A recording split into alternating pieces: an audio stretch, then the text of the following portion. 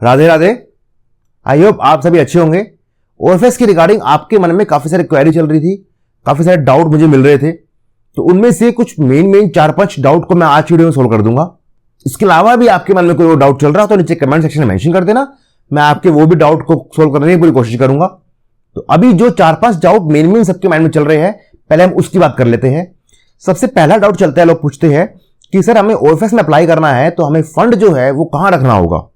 तो इसका simple answer है कि आपको ओएफएस में अप्लाई जो है वो आपके डीमैट अकाउंट से करना होता है। तो आपका जो फंड है वो आपके डीमैट अकाउंट में ही होना चाहिए। ओएफएस में अप्लाई आप बैंक अकाउंट से फंड रख के नहीं कर सकते हो, आपको पहले बैंक अकाउंट से डीमैट अकाउंट में फंड को ऐड करना होगा, उसके बाद भी आप ओएफएस में अप्लाई कर सकते हो। अब इसके साथ साथ एक क्वेश्चन और अराइज होता है कि हमारे डीमैट अकाउंट के अंदर कैसे हम ओएफएस में अप्लाई कर सकते हैं, क्या उसकी लास्ट टाइमिंग है।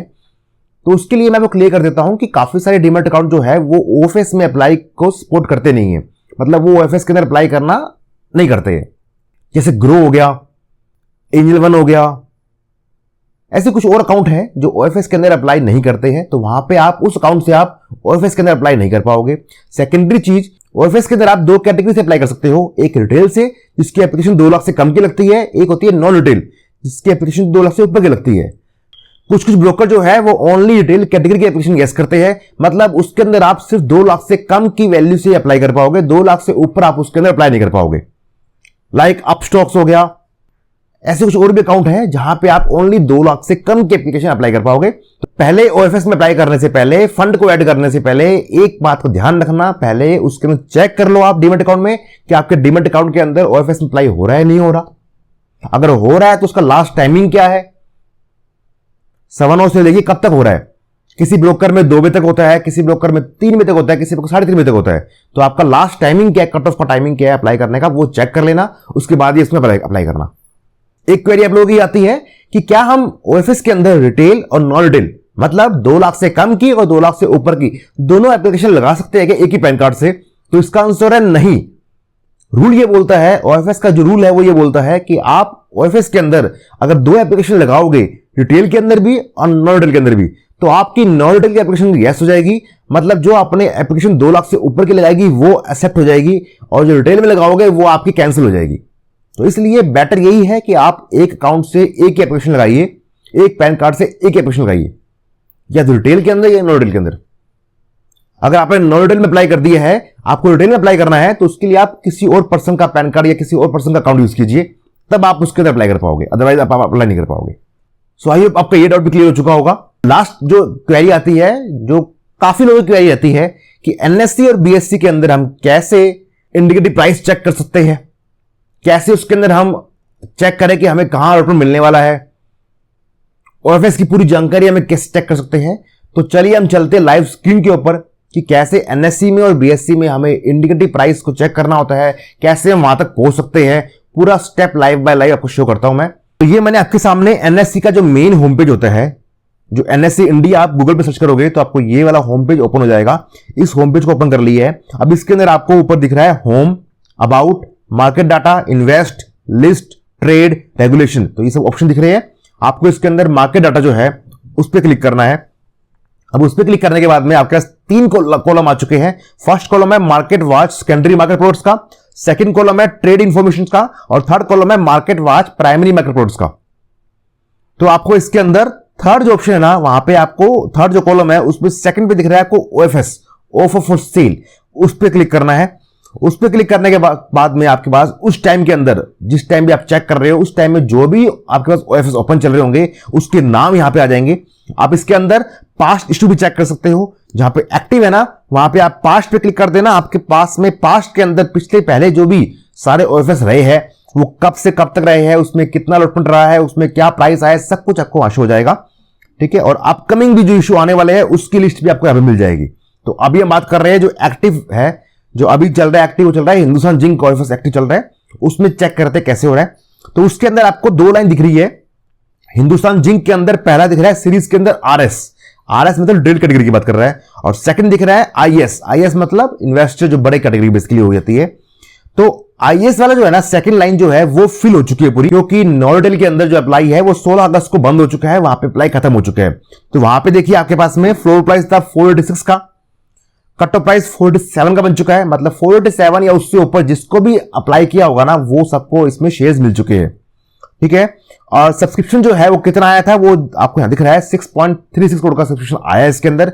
अब इसमें और चलते अंदर, तो आप जहां पे लिखा हुआ ना हिंदुस्तान जिंक लिमिटेड, पहले फर्स्ट कॉलम के अंदर उस पर क्लिक कर दो, नीचे वाले के अंदर उस पर क्लिक करने के बाद में आपको ये वाला विंडो ओपन हो जाएगा। यहां पे आपको पहले में दिखेगा इशू इंफॉर्मेशन। इस हिंदुस्तान जिंक जो ओएफएस है इसका इशू साइज क्या है, इसमें क्या क्या डिटेल्स है वो सब मेंशन हो जाएगी, यहां पे आप पढ़ सकते हैं। अब इसके अंदर यहां पे दो चीज दिख रही है आपको, रिटेल कैटेगरी और जनरल कैटेगरी। जनरल कैटेगरी मतलब जो 2 लाख से ऊपर अप्लाई करते हैं, जिनके लिए अप्लाई बंद हो चुका है 16 अगस्त को ही, उनकी लास्ट डेट थी, उन्होंने अप्लाई कर दी है। तो आप जनरल कैटेगरी पे क्लिक करोगे।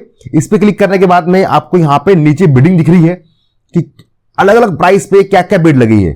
तो आप ये सारा चेक कर सकते हैं कि किस किस प्राइस के ऊपर बिडिंग लग रही है। आपको दिख रहा होगा सारा, ये हर एक प्राइस के ऊपर जहां भी बिड लगाई लोगों ने वो सारा आपको डाटा मेंशन कर देंगे। ओएफएस के अंदर जो आपका अलॉटमेंट है ना वो ऊपर से नीचे मिलता है। पहले जिसने हाई अप्लाई किया उसको मिलेगा, फिर लो लो करते करते आएगा। अगर आप लास्ट कॉलम पे किसी भी प्राइस के चेक करोगे तो आपको वो डाटा शो करेगा कि आपका उस प्राइस तक या उससे ऊपर कितने शेयर्स के लिए अप्लाई हो चुका है। फॉर एग्जांपल के लिए मैं यहां पे खोल लेता हूं, आपके पास में 47 खोल लिया, तो आपको दिख रहा है कि 47 वाले प्राइस के अंदर टोटल नंबर ऑफ जो शेयर्स है वो अप्लाई हो चुके हैं 3.75 करोड़, 3,75,31,791। इसका मतलब क्या है कि 487 तक या उससे ऊपर इस प्राइस पे जो नंबर ऑफ शेयर्स के लिए अप्लाई हुआ है वो हुआ है आपके सामने 3.75 करोड़ का। तो एनएससी में आप ऐसे चेक कर सकते हो ये अभी, और यहीं पे आपको ऊपर इंडिकेटिव प्राइस में अभी 0 शो हो रहा है, क्यों? क्योंकि इंडिकेटिव प्राइस से खत्म हो चुका है, नॉलेटल के अंदर इसमें अप्लाई ओवर हो चुका है। लाइव मार्केट में चेक करोगे तो आपको यहां पे इंडिकेटिव प्राइस शो हो जाएगा, कितना कम्युनिटी क्वांटिटी है लोग अप्लाई कर रहे हैं वो शो हो जाएगा, टोटल कितना अप्लाई हो गया वो सब यहां पे शो हो जाएगा प्रॉपर्ली, ठीक है। अब आपको 19 अगस्त कल मंडे को रिटेल कैटेगरी पे क्लिक करके यहां पे ट्रैक करना है कि यहां पे आपका क्या ऑफिस में चल रहा है, कितने लोगों ने अप्लाई करा है, किस प्राइस पे अप्लाई कर रहे हैं, ठीक है, क्या इंडिकेटिव प्राइस निकल के आ रहा है, वो सब यहां चेक करना है। अब चलते हैं बीएससी के अंदर और चेक करते हैं बीएससी में हम कैसे ओएफएस के ऊपर ट्रैक कर सकते हैं। चलिए देखते हैं। तो ये मैंने बीएससी का जो मेन होम पेज है ओपन कर लिया है। आपको होम पेज ओपन करते यही सेगमेंट यही सिस्टम शो होगा, जहां पे आपको ऊपर सेम वही home, about BSc, investor relation, markets, public issues, ये सब ऑप्शन दिख रहा है। आपको यहां पे पब्लिक इशू पे क्लिक करना है। पब्लिक इशू पे क्लिक करने के बाद में आपके पास ये विंडो ओपन हो जाएगी। इस विंडो के अंदर आपको नीचे आना है और आपके पास यहाँ पे जो भी उस टाइम के अंदर पब्लिक इशू ओपन चल रहे होंगे, चाहे वो आईपीओ हो या एसएमई आईपीओ हो या फिर ओएफएस हो, कुछ भी ओपन चल रहा होगा, आपको उसका नाम यहाँ पे शो हो जाएगा। आपको उसके अंदर जैसे हमें चेक करना है हिंदुस्तान जिंक का ओएफएस चेक करना है, तो मैं हिंदुस्तान जिंक वाले जो पहला है उस पर क्लिक कर दूंगा। उस पर क्लिक करने के बाद में आपके पास में ये विंडो ओपन हो जाएगी। इस विंडो के अंदर आपको डिटेल मिल जाएगी पूरी कि इस ओएफएस के अंदर क्या क्या चीज है, कितने शेयर्स है, क्या कैटेगरी में अप्लाई करना है, क्या टाइमिंग है, क्या डेट्स है, उनकी जानकारी आपको यहां से मिल जाएगी। अब यहां पे ऊपर आपको लिख रहा है BSc bid details non retail, और एक दिख रहा है बीएससी बिड डिटेल रिटेल के अंदर।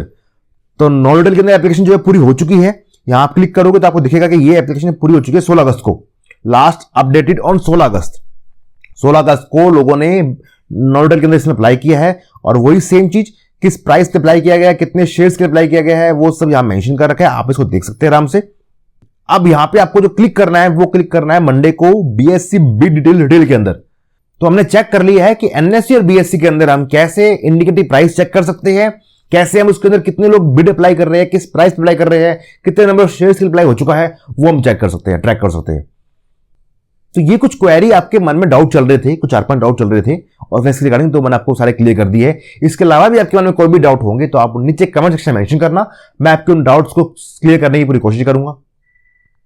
वीडियो अच्छा लगा तो वीडियो को प्लीज लाइक एंड शेयर कर देना, चैनल को सब्सक्राइब करके बेल आइकन हिट कर लेना। मेरे इस चैनल पे आपको बायबैक के रिगार्डिंग इन्फॉर्मेशन, उनमें स्ट्रेटेजी, ओएफएस की स्ट्रेटेजी, रेड शो में क्या करना है क्या नहीं करना, आईपीओ के रिव्यू, सब्सक्रिप्शन की जानकारी सब मिलती रहती है।